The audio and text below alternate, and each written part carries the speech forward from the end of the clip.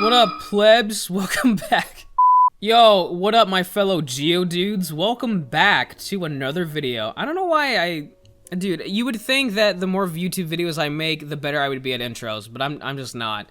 So yeah, my buddy Alex and I have been dueling almost every Saturday for the past few weeks, I would say, and it's been a lot of fun, actually. So here we are.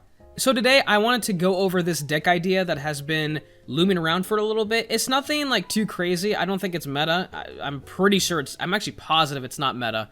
So the name for this deck is called Danger Dark World, as you saw in the title. I love both these sets of cards, and I love what they do and their art style. I just love Yu-Gi-Oh! Monsters, man. They look, as someone who loves creature designs, they look awesome. But that's not what this video is about today. I might make one, but I don't know. Anyways, combining the two decks together works exceptionally well. So the first question is, what is the main idea behind this deck? What does it do?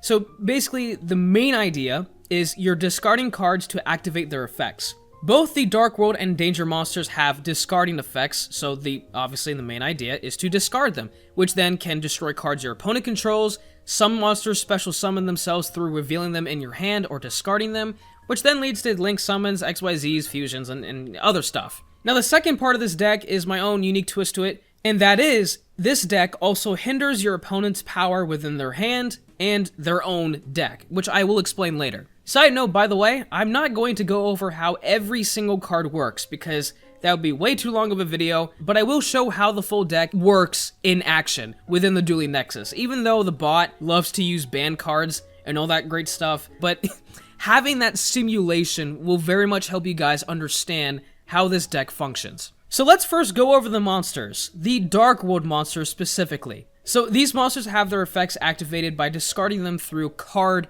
effect. Now this is a key factor because if you have a spell or trap that has discarding a card as a cost, it will not work. So cards like Monster Reincarnation, for example, will not work with the Dark World monsters because you have to discard a card first in order to receive the actual effect of the spell card. So you can't chain those two together. Cards like Dark World Dealings works because there is no cost, and it's just a plain card that says, you know, each player draws one card, then discards one card. Also, it has a Dark World monster on it, so obviously it would work within that deck. You also have to make sure that the card says to discard it. And again, I learned this the hard way. Hand Destruction, for example, it says to send 2 cards from your hand to the graveyard and then draw 2 cards. Because it says send, the discard effects of the Dark World monsters will not work. So yeah, Yu-Gi-Oh! Is very specific. But anyways, some of the crucial monsters in this deck involve Grepha, Snow, and Lucent, whatever their title is of the Dark World. When Grepha is discarded, you can target 1 card on the field and destroy it. Snow allows you to add a Dark World card from the deck into your hand, and Lucent special summons himself from the graveyard, much like Gold and Silva, which you should also carry in this deck. Grepha also has this other effect while he's in the graveyard. Essentially, if Grepha is in the graveyard, you can return 1 Dark World monster on the field back into your hand, and then special summon Grepha. So essentially, if you have a Dark World monster in your hand that you can just normal summon, you can literally just normal summon it, bring it back, and then special summon Grepha. And you can do that once per turn, and just keep on doing it. So it's very hard to actually keep Grepha off the field permanently, which is a very good effect. And then there's the other Dark World monsters, such as Brow, which allows you to draw a card, Gren, which allows you to destroy a spell or trap, but those 3 main monsters that I talked about are really the main monsters you want on the field and in your hand to get their effects. Now let's move on to the Danger monsters. So these are a bit different. So the way these cards work essentially is that you reveal them in your hand, allowing your opponent to randomly discard 1 card, and if they did not choose the correct monster that you revealed, you can special summon the monster, then draw 1 card. Or if they did choose correctly, that monster also has a discard effect. Another key factor is that Danger monsters can be discarded by any effect, whether it be a cost, spell or trap, or even hand size limit. Their cards literally say, if this card is discarded, and then they give you the effect. So you gain their effect, period. Now, some of the main monsters that are crucial for this deck are Danger Bigfoot, Danger Mothman, and Danger Chupacabra, as of course as, you know, the other Danger monsters too, because they're all really good for this deck. You should also keep in mind that you can use the first effect of Danger cards as many times as you want, but the discard effect can only be once per turn for each unique monster. Starting off with Danger Bigfoot, he is pretty much one of the main powerhouses of the deck. He's incredibly strong. Basically, you reveal it, your opponent chooses wrong, and boom, 3,000 attack monster on the field. Or if they did choose Bigfoot, you can destroy one face-up card on the field. And then you have Mothman's secondary effect, which is actually essentially Dark World dealings. Each player draws one, then discards a card, which is really effective for this deck, as you can tell. Danger Chupacabra, when he is discarded, allows you to special summon a danger monster from your graveyard, and considering that you are discarding many of them throughout the duel, run 3 copies. This card is essential. Basically, you discard Chupacabra from your hand, even if it's the only card that you have in your hand. You basically reveal it, your opponent discards it, and then boom, if you have Bigfoot or the other danger monsters that you want to summon, I mean, it's that easy. There is, of course, the other danger monsters that are great as well, such as Thunderbird, which allows you to destroy one set card, Danger Nessie, which allows you to add a danger card from the deck to your hand, and of course, Danger Jackalope, which allows you to special summon a danger monster from your deck in face-up defense position. But those are basically the 2 types of monsters for the Danger Dark World deck, and as you can tell, these monsters work extremely well together, since they all have discard effects and they all play off of each other. For those who are wondering, when you discard a Dark World monster because of a danger monster being revealed from your hand, yes, that does work because it's not a cost, it's an effect. So you would get the effect of whatever Dark World monster you discarded. But yeah, those are pretty much the monsters for this deck. There are a couple that I didn't go over because, again, I don't want to go over every single card in this deck. Now it's time for the spell and trap cards. So starting off with the spell cards, Dark World dealings are again, run 3 copies. It's a simple draw and discard for you as well as your opponent, but your foe does not get any effects for that. Card destruction is also really good because if you have a good set of cards in your hand, you can pretty much activate all those effects at once, which allows you for special summons, clearing your opponent's field, and a setup for some extra deck monsters. Super Polymerization is a fantastic card for so many reasons. Firstly, no cards can be activated in response to Super Poly, so you are guaranteed a fusion monster. Let me know if that's incorrect because I read up on the ruling. I don't know, Dueling Nexus, he never stopped it. Just let me know. The only way you can stop this card is if you stop the fusion monster's summon or destroy the monster once they're on the field. You don't actually stop Super Polymerization, you stop the summon or you destroy the monster. Also, for Super Poly, for it to be activated, you need to discard 1 card. And although this doesn't work for the Dark World monsters, the danger monsters are perfect for it, essentially. What makes it even better is that monsters from either side of the field can be used, and I'll show you why this is amazing from the extra deck in a second. Allure of Darkness is also really nice. It gives you great draw power. You just draw 2 cards and then banish a monster, so it's nice. And now for the trap cards. Now, as I mentioned earlier, the way I built this deck is to reduce your opponent's hand power while also thinning out their deck to the point where, essentially, they barely have any good cards in their main deck, and then they lose because they have no more cards to draw from their main deck. I want to talk about Grinning Grave Virus, Force Requisition, Eradicator Epidemic Virus, and Soul Levy. So Grinning Grave Virus is a fantastic card, and here's how it works. You basically tribute a dark monster with 3,000 or less attack, and then your opponent sends a card from their hand and or deck to the graveyard for every 500 attack that monster had. I usually use Grepha with Gates of the Dark World or Bigfoot to maximize the amount of cards my opponent has to send to the graveyard, but the minimum I want is a monster with 2,000 attack, and here's why. If you tribute a monster with 2,000 or more attack, look at all cards your opponent draws and destroy all monsters among them until the end of their 3rd turn after this card's activation. Monsters sent to the graveyard by this effect cannot activate their own effects on that same turn. So not only does this force your opponent to destroy good cards from their deck, but it also gives you some intel about what cards they draw and if they don't destroy it. And I know that some decks benefit from having many cards in their graveyard. The bad side about Grinning Grave Virus is that your opponent chooses what cards to send to the graveyard, so you actually might be helping them out. But Grinning Grave Virus is only step 1 in thinning out your opponent's deck. Force Requisition is a phenomenal card for a deck that discards a multitude of times, and it's a very simple effect. Basically, anytime you discard a card, your opponent must discard a card as well. So for example, with Dark World Dealings, each player draws and then discards a card, but for your opponent, they draw and then they discard 2 cards. And then you have Mothman, which is like Dark World dealings, and then you can activate danger monsters in your hand by revealing them. Your opponent discards either that monster or another card. Regardless, they have to discard a card as well.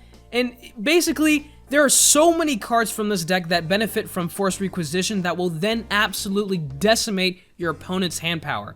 Now, I only run one copy, considering that I only have one card in real life. But let me know what you guys think. Do you think I should run 2 or 3? I don't know, because it is really good at just shutting down your opponent's hand power.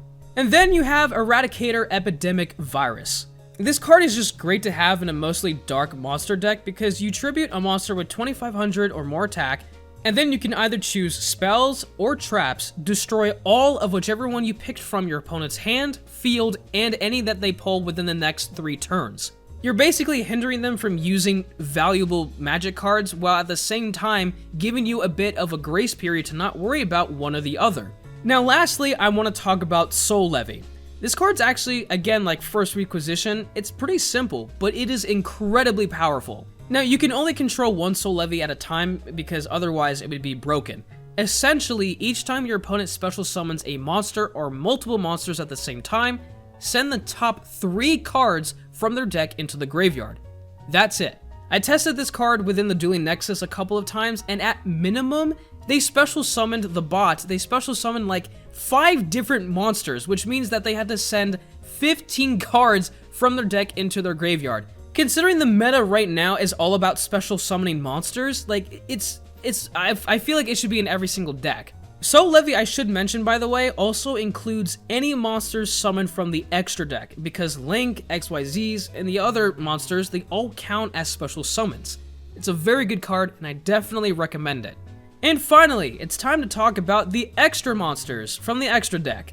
Now, this is still a work in progress for me personally, and I'll just go through some of the cards that I typically summon anyway.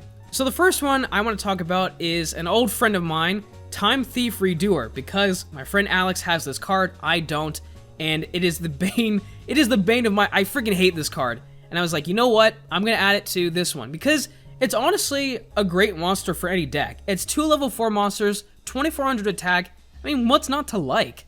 On top of that, Time Thief also thins out your opponent's deck by attaching the top card from their deck during the standby phase. And I made sure to check the ruling, and yes, it's a trigger effect, which means it's during either player's turn. Now, considering you might attach a spell or trap, Redoer has a quick effect where depending on what card you detach, you might gain one of the following effects. If you detach a monster, you can banish Time Thief Redoer until the end phase, so it gives itself some protection. Spell, draw 1 card, and if it's a trap, place 1 card on the field on the top of your opponent's deck. Again, this is a really good card for pretty much, if you have an extra slot in your extra deck, just put this card in here. It's great. IP Masquerena is honestly not a good card on her own, but with her quick effect, you can link summon a monster that basically when you use IP Masquerena as material, they cannot be destroyed by card effects. And the link monster that I usually bring out is Troymare Griffin.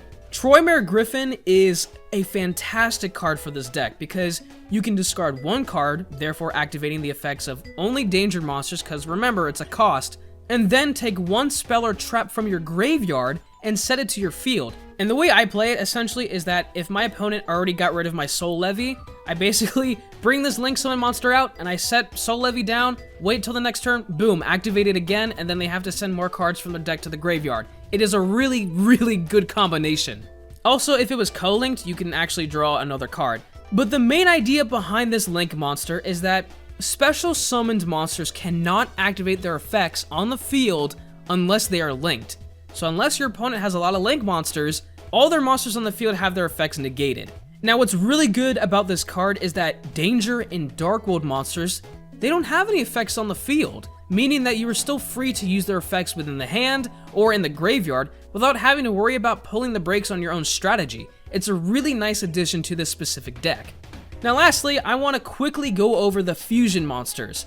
All of these monsters require more broad materials, by the way, so with cards like, I don't know, Super Polymerization that allows for me to use monsters from either side of the field, it's a pretty good combination. Mud Dragon of the Swamp can be summoned with 2 monsters of the same attribute but different types, which again works wonders with my opponent's side of the field. You can declare one attribute once per either player's turn. Mud Dragon becomes that type, and then cards with the same attribute cannot be targeted by card effects. I mean, you get the idea. Starving Venom Fusion Dragon requires 2 dark monsters, and you can replicate an effect monster's effect that is level 5 or higher on the field for that turn. And once Venom Fusion Dragon leaves the field, you can destroy all your opponent's special summon monsters. I mean, it's just a good card. Basically, it's 2800 attack, you can replicate an effect, and if it leaves the field, just boom, all your opponent's monsters gone. As long as they are special summoned. Predaplant Dragostapelia is another fantastic card for ruining your opponent's fun, and with Super Poly, if your opponent has a fusion monster, because for you to fusion summon Dragostapelia, you need a dark monster and a fusion monster. So this works wonders against Red Eye's Dark Dragoon, who is essentially a 1-card army, but Super Poly completely bypasses his defenses.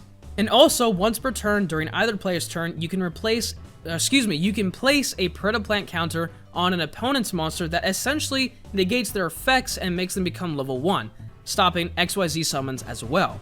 Now I have a lot of other extra cards in this deck, but those are the main ones that I summon a lot of the time.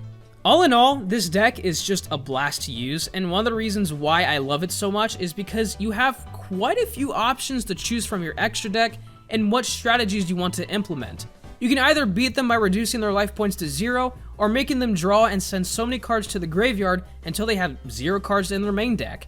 Now, I don't know how strong this deck would be against the meta right now, but I'm positive this deck comes nowhere near it. Let me know what you guys think, and if you guys stuck until the end, thank you so much, and if you guys did enjoy, be sure to leave a like, and to subscribe for more content like this, and I'll see you guys in the next video. Take care everyone, and stay safe.